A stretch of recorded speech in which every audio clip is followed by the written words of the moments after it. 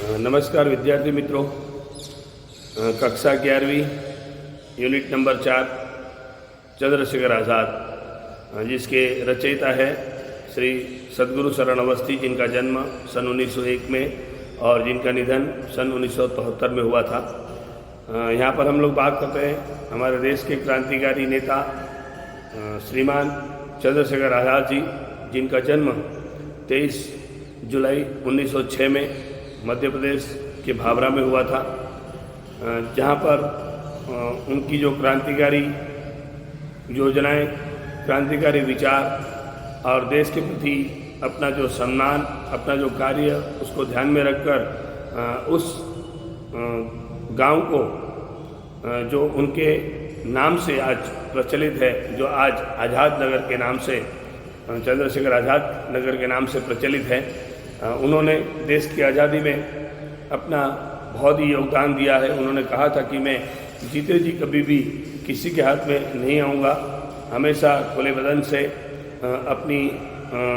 अपने हाथ को मूँछों की ताव पर रखने वाले और कमर में एक पिस्तौल साथ में रखने वाले ऐसे व्यक्ति जो हमेशा क्रांतिकारी विचार लेकर देश को एक नई राह पर ले जाने का काम उन्होंने किया था कि चाहे कुछ भी हो जाए, मैं जीते जी कभी भी किसी के हाथ में नहीं आऊँगा।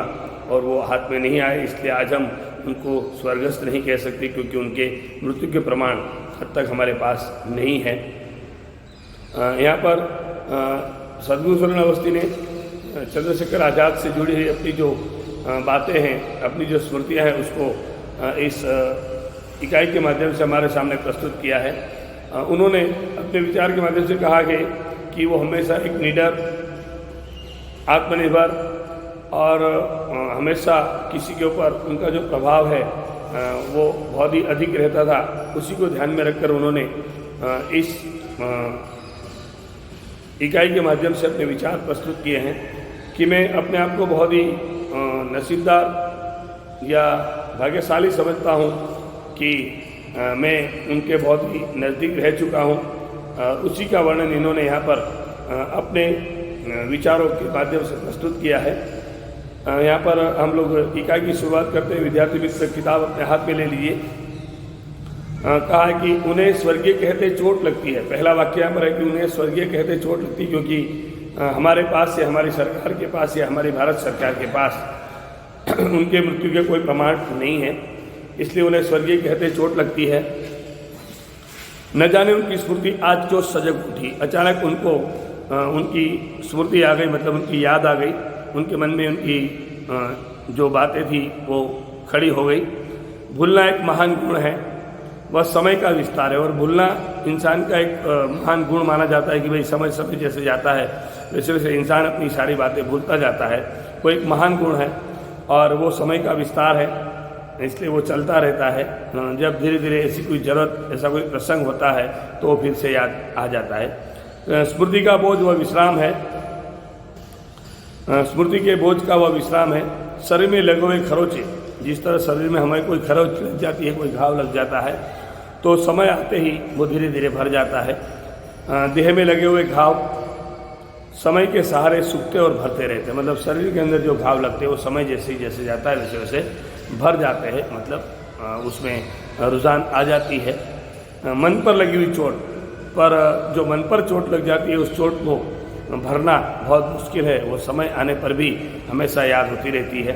हृदय पर लगा हुआ आघात विस्मृति के सहारे ही ठीक हो जाओ। जब आप भूल जाओगे तभी उसको आप उस आघात को भूल सकते हो, वरना उस आघात को आप भूल नहीं सकते।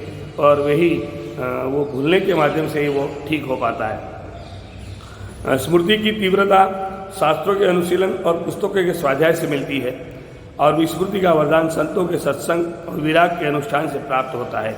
यदि संसार में विस्मृति स्वतः सिद्ध न हो तो लोग अपने अपने घाव प्रतिदिन कुरेदते रहे और जीवन कोड़ की खाज हो जाए। मतलब अगर विस्मृति इस समाज में नहीं होती, संसार में नहीं होती, तो शायद लोग अपने जो घाव है वो प्रतिदिन खुरेदते रहते, मतलब कोसते रहते, लोगों के सामने प्रस्तुत करते रहते हैं, और जीवन हमारा जैसे शरीर में कोड़ हो जाती है उस तरह हमारा जीवन भी कोड़ की तरह आगे बढ़ता रहता और मतलब खराब हो जाता था। क्षण आते हैं और चले जाते हैं, उनके आवर्तन में स्मृतियों की छाप लगती और धुलती चलती, मतलब समय हमारा आता है और चलता रहता है, और उसके अंदर हमारी जो स्मृतियाँ हैं, हमारी जो यादें हैं और हमारी यादाश्त है, वो उसकी छाप आती है और उसके साथ साथ वो धुलती भी जाती है। धुले हुए पाटों के भीतर से कुछ भी आकार झांक कर रूपरेखा से परिचय करते रहते हैं। मतलब हमारे जो याद स्मृतियाँ हैं वो समय के साथ जैसे से अपने आप अंदर आती है और वो झांक कर वापस चले जाते हैं। ये आकार क्षणों के श्रृंगार भी हो सकते हैं। ये आकार हमारे क्षण के एक प्रकार के श्रृंगार, एक नए रूप लेकर आते हैं और वो हमें एक नए रूप में दर्शन कराते चलते जाते हैं। चाहे स्वतः कितने ही सुखमय हो और चाहे वो कितने ही सुखमय क्यों ना हो, पर समय के हिसाब से हमारे सामने वो आ जाया करते हैं। वे आकार क्षणों के अभिशाप भी हो सकते हैं और क्षण में कभी हमारे लिए एक नया आनंद भी ला सकते हैं और कभी भी हमारे लिए दुख भी ला सकते हैं, मतलब अभिशाप के रूप में भी हो सकते हैं। चाहे स्वतः कितने ही सुखपूर्ण क्यों ना हो, समय के अनुसार वो भले सुखपूर्ण हो पर हमें दुख भी दे सकते हैं। वे व्यक्ति, वे घटनाएं, वे परिस्थितियाँ धन्य हैं जिनकी अमिट छाप क्षणों का श्रृंगार है। उनके लिए विस्मृति समय के प्रवाह को रोककर स्वयं घंटों प्रतीक्षा करती है। मतलब वो विस्मृति के साथ जो हमारी बातें हैं उसको रोककर घंटों तक हमारी प्रतीक्षा करती रहती, कब इस स्मृति से हम दूर हो जाए या उससे मुक्त हो जाए। मन में संतत्व और विराग की स्वतः वर्षा हुआ करती है और हमारे मन में एक संतत्व मतलब एक अच्छा काम करने की और या उसको भूल जाने की जो इच्छा है वो हमारे अंदर एक नई वर्षा के रूप में काम करती रहती है।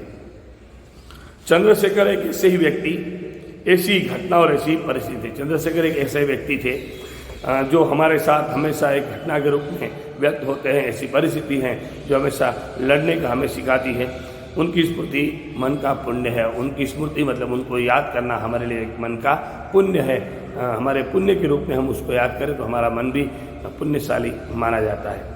मेरी न जाने कितनी बार उनसे भेंट हुई होगी। अब ये अपने विचार प्रस्तुत कर रहे हैं हमारे सामने कि वो कितनी बार उनसे मिले हैं, किस रूप में उनसे मिले हैं, उनका व्यक्तित्व क्या था, वो सारी बात हमारे सामने प्रस्तुत कर रहे हैं।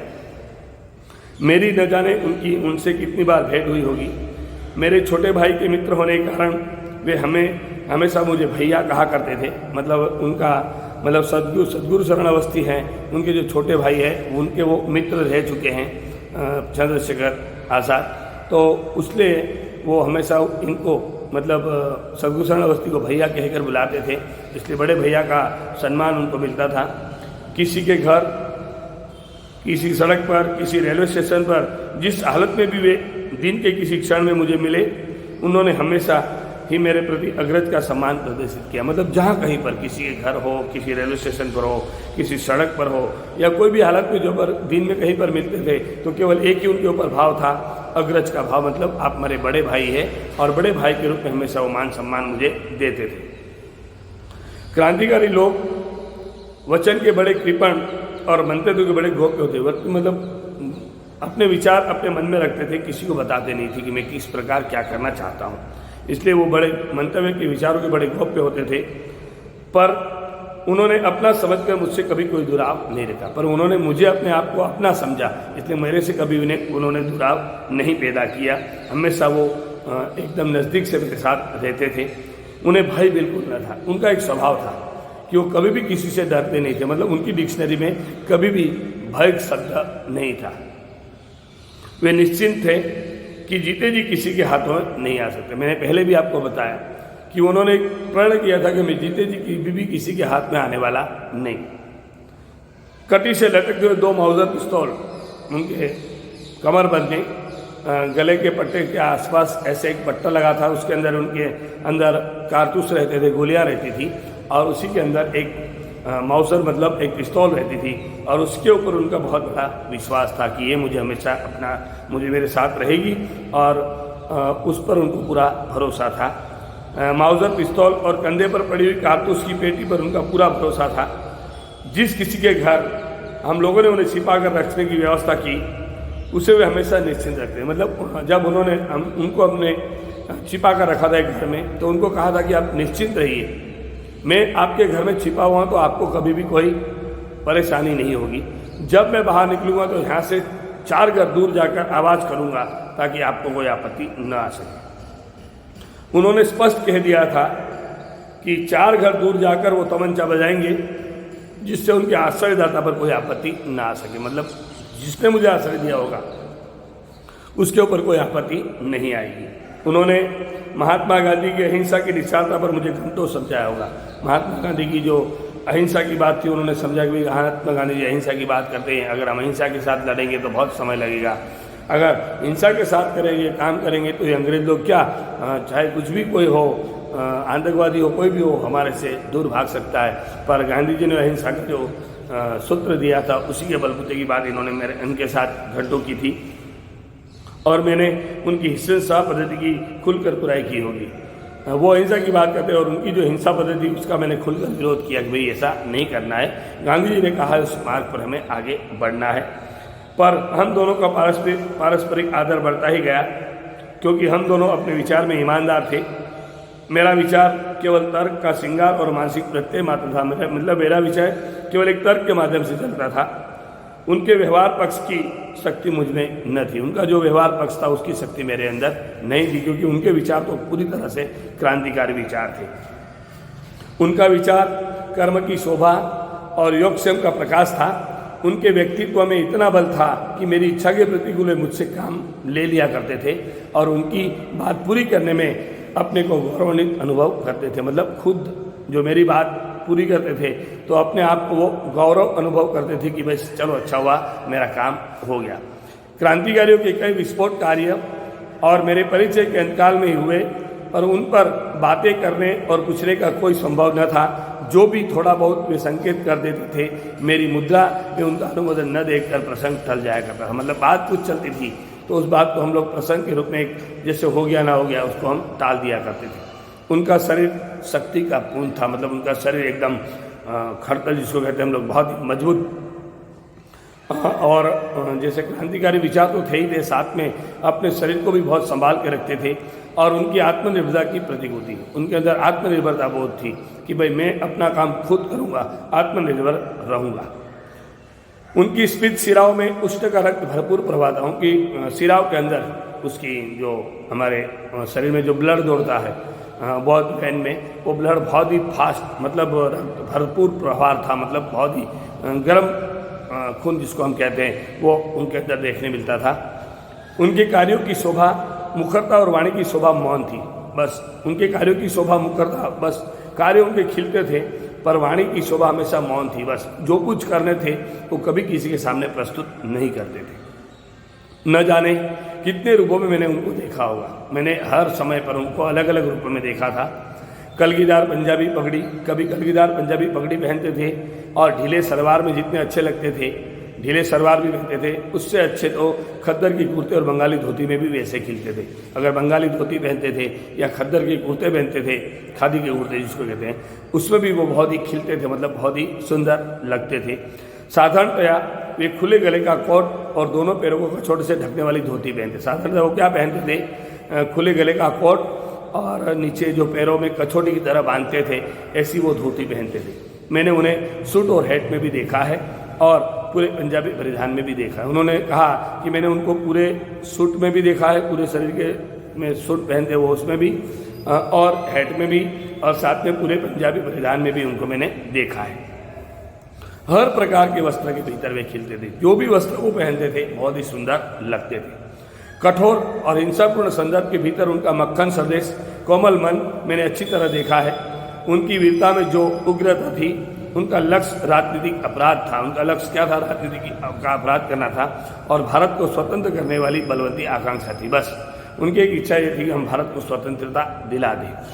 उनके साहस में जो ध्वंस की सूचना थी उसका आलम्बन विदेशियों के पशुबल की अकड़ थी। बस उनके साहस में जो ध्वंस पे उसको मिटा डालो, मार डालो, और इसीलिए जो आलम्बन था विदेशी का वो उनके पशुबल की अकड़ थी। वो पशु की तरह लोगों से व्यवहार करते थे। वो उनको अच्छा नहीं लगता था कि हम लोग अंग्रेज से इस तरह क्यों डरते हैं। अपने देश के जो निरीह प्राणी उनके क्रांति के मार्ग में आने के कारण नष्ट हो जाते थे, उनके लिए चंद्रशेखर आज़ाद के पास अपार सहानुभूति और छलकते हुए आंसू थे। जो लोग अंग्रेज लोग जिनको परेशान करते थे, उनके लिए उनके मन में बहुत ही प्रेम था। वो उनके साथ बहुत ही सहानुभूति के साथ काम करते थे, उनको सहारा देते थे। पर उनकी सार्वजनिक कार्यपद्धति में दया का नाम दूसरा नाम कायरता और क्षमा का दूसरा नाम आपत्ति था। बस वो कहते थे कि हम अगर कार्य कर रहे हैं तो हमारी कार्यपद्धति में अगर हम किसी के ऊपर दया करते तो हमारा उसका दूसरा नाम क्या हुआ, कायरता हुई, और क्षमा का दूसरा नाम मतलब आपत्ति हुई। मतलब क्षमा आप किसी को करते तो वो आपत्ति है और किसी के ऊपर दया करते तो वो एक प्रकार की कायरता, इसलिए वो काम हमें नहीं करना है। मेरे जैसे उदात्त वृत्तियों की दुहाई देने वाले व्यक्तियों को उन्होंने परिणाम द्वारा कई बार प्रमाणित कर दिया था कि उनकी कार्यपद्धति समीचीन है, जैसी कोई सीमा नहीं है, वो अद्वितीय लंबे समय तक करने वाले व्यक्ति, उनकी कार्यपद्धति बहुत ही महान है, अद्वितीय है। ईश्वर, धर्म और पाप पुण्य विषय विवाद के लिए उनके पास समय न था। उनके पास ऐसा समय नहीं था कि वो बाह्य कार्य करते थे। बस उनकी इच्छा ऐसी थी कि हम देश को स्वतंत्रता दिला दे, आज़ादी दिला दे, इसलिए फालतू बातों के लिए उनके पास समय न था। इस तर्क वितर्क को वे अवकाश का वाक विलास समझते थे। मतलब ऐसा तर्क वितर्क करना, मतलब फालतू की बातें करना, वो बहुत समझते थे। मैं कह नहीं सकता था कि उनकी इन विषयों के संबंध में क्या मान्यताएं थी, मुझे ये नहीं पता था कि उनकी इस विषय में क्या मान्यताएं थी, पर यह निर्विवाद कहा जा सकता है कि जिस मान्यता से मन में हिचक, शैथिल्य, कार्यभीरुता, बुद्धिवाद, पलायनवाद को अवसर मिले, उसके वे पूर्ण प्रतिकूल थे। बस समय के अनुसार जो उनके अंदर विचार थे, उसके अनुसार जो अवसर प्राप्त हुआ उसको वो प्रतिकूल समझते थे, मतलब अनुकूल समझते थे कि भाई इस प्रकार का हमारे जीवन में होना चाहिए।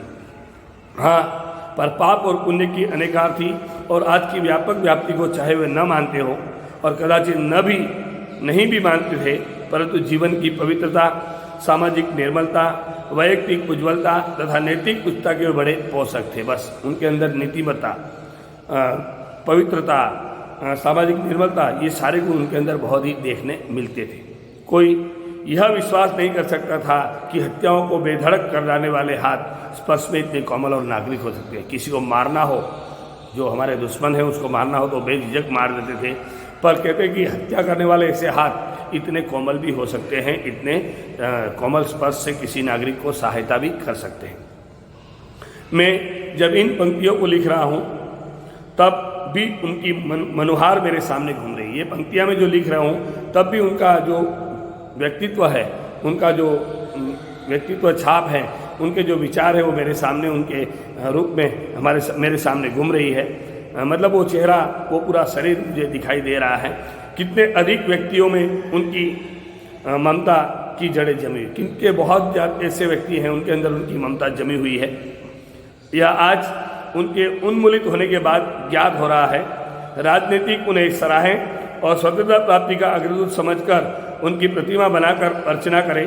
इतिहासकार अपनी पुस्तकों को उनकी प्रशंसा से सजावे और उनके महत्व का निर्णय करें। मतलब इतिहासकार अलग अलग रूप में उनकी महत्ता को समझे और उसको इतिहास में स्थान दे। साहित्य पर उन पर उपन्यास लिखे साहित्य लोग हैं, उनके मेरी गुजारिश है कि उनके ऊपर उपन्यास लिखे, कहानियाँ भी लिखी जाए, उनके ऊपर काव्य की रचना भी करे ताकि वो चंद्रशेखर आज़ाद हमारे सामने अमर हो जाए। संपादकगण उन पर लेख लिखें और टिप्पणियाँ लिखकर उनके साथी और सहकारी सभाओं में भाषण दें और उनके ऊपर टीका टिप्पणी लिखकर जो आप सभाएं करते हैं उसके अंदर उसके बारे में आप भाषण दें ताकि उनके नाम को एक बहुत बड़ा रूप मिले और वो देश में प्रचलित हो सके।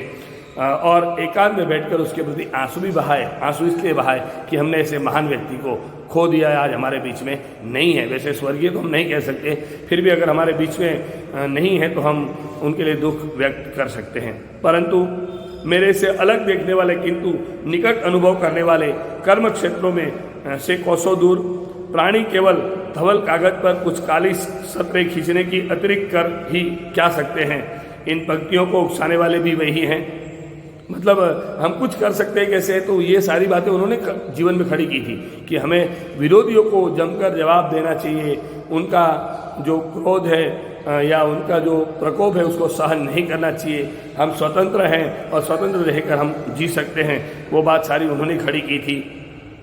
उन्हीं की विस्मृति तक पहुंचने के लिए उन्हीं की स्मृति को आज की पंक्तियां अर्पित है। उनकी जो बातें हैं, उनकी जो विस्मृति को हम पहुंचने की बात करते हैं और आज उन्हीं को ये स्मृति हम लोग अर्पित करते हैं, ये पंक्तियों के माध्यम से अर्पित करते हैं। मतलब कहने का तात्पर्य है कि चंद्रशेखर आज़ाद का ऐसा व्यक्तित्व, निडरता, पवित्रता, स्वच्छंदता, ऐसे विचार उनके अंदर जो थे, उसके अंदर से वो एक ऐसे आत्मनिर्भर व्यक्ति थे जो हमेशा देश को एक नए रास्ते पर ले जाने की बात करते हुए अपने देश को आगे बढ़ाने की बात हमेशा करते रहते हैं, ताकि जीवन में ऐसे व्यक्ति प्रेरित हो। हम लोग कहते हैं कि चंद्रशेखर आज़ाद के नाम पर जिस तरह बहुत बड़े व्यक्तित्व है, उस तरह हम भी अगर ऐसे विचारों के साथ आगे बढ़ेंगे तो देश को निश्चित तौर पर हम आगे बढ़ा सकते हैं। इसलिए हमारे विचार भी उसी तरह क्रांतिकारी विचार होने चाहिए ताकि हमारे देश को एक नया रूप मिल सके।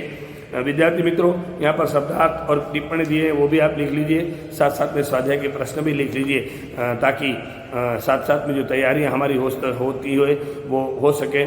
यूनिट के टेस्ट जब होते हैं तो ये अगर आप लिखे हुए होंगे तो आप अच्छी तरह से लिख सकते हैं, प्रश्न के उत्तर लिख सकते हैं। जो स्वाध्याय हैं वो 1, 2, 3, 4 हैं, वो भी लिखिए। आशय लिखने की आपको ज़रूरत नहीं है, पर व्याकरण में जो 6 और 7 नंबर की क्वेश्चन है वो भी आप लिख लीजिए, ताकि अच्छी तरह से आप समझ सकते हैं। थैंक यू, धन्यवाद।